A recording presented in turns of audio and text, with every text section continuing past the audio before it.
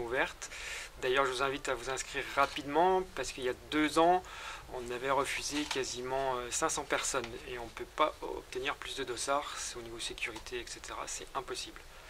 Bon, il y aura un son et lumière, c'est ça comme nouveauté?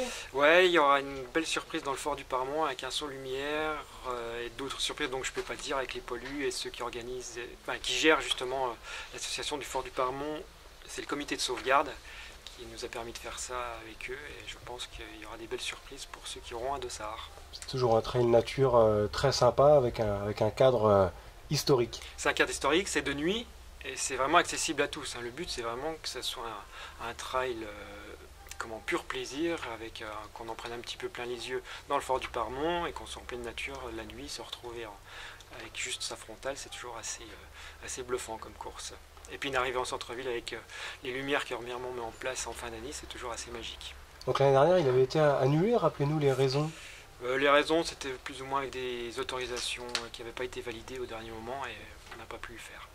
Bon, autre grand rendez-vous, c'est la fameuse corrida des Abbesses. Corrida des Abbesses, oui. Chaque année avec une course en ville, justement en semi-nocturne aussi, toujours avec les lumières de Remiremont qui sont assez fantastiques. On a l'impression de courir sous les étoiles. Il y a aussi un très gros plateau, pas normalement comme chaque année, avec Momo Moussaoui, Benjamin Choqueur et d'autres peut-être invités surprises, comme il y a eu par exemple à la course de Saint-Nicolas à Nancy, où ça court de plus en plus vite. Donc je serais étonné qu'ils ne soient pas présents.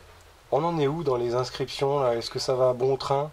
Ouais, ça décolle plutôt rapidement, depuis que ça a été validé comme quoi il y avait bien le trail nocturne. La corrida des Abbesses attend toujours un petit peu, mais l'année dernière on a refusé du monde. Donc on a refusé, je crois, 500 personnes. Il y a 2 ans, pardon, on a refusé 500 personnes sur le trail nocturne et 200 sur la corrida des Abbesses. Bon, il y a 2 ans, c'était ambiance glacée. L'année dernière, c'était plus doux. C'était plus doux, oui. Cette année, il faut s'attendre à quoi? Vous avez regardé un petit peu? Non, j'ose pas, et puis de toute façon, je regarde jamais avant le jeudi de la course. Je regarde toujours 2-3 jours avant.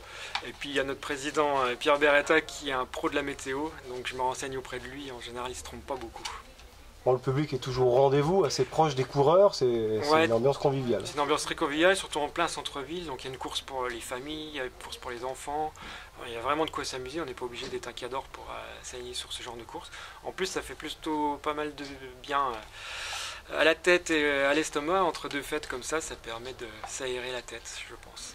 C'est une petite promotion aussi pour la ville, faire venir un peu de monde. Ah ouais, pour la promotion pour la ville. Et puis je pense que maintenant, Remiremont a aussi sa petite réputation avec l'éclairage, qui est quand même assez sympa pour les fêtes de fin d'année. Ouais. Les bénévoles ont un rôle majeur dans ce genre d'organisation. Oui, surtout ça fait 2 ans, c'est pas super de le rappeler, mais avec ce qu'ils appellent les trucs attentats, il faut de plus en plus de bénévoles, de plus en plus de sécurité. Organiser une course, ça devient vraiment compliqué pour un petit comité, donc l'appel aux bénévoles est lancé, bien entendu. Vous pouvez vous rapprocher du site de la SRHV, vous serez les bienvenus en tant que bénévole, il n'y a pas de problème. Il faut bloquer les grands axes forcément. Ouais, bloquer les grands axes, mais plus qu'avec un bénévole, il faut faire des barrières ou mettre une voiture, etc. Puis il faut toujours autant de bénévoles pour accueillir, sinon la course elle perd justement dans cette qualité d'accueil où je pense qu'elle a une grande réputation. Et bien sûr les services du SMUR qui doivent être présents, j'imagine. Ouais, mais ça c'est comme sur toute course, il faut obligatoirement le SMUR, les sécurités, un médecin, etc. Mais ça c'est propre à chaque course, c'est pas propre à la corrida des Abbesses. Non.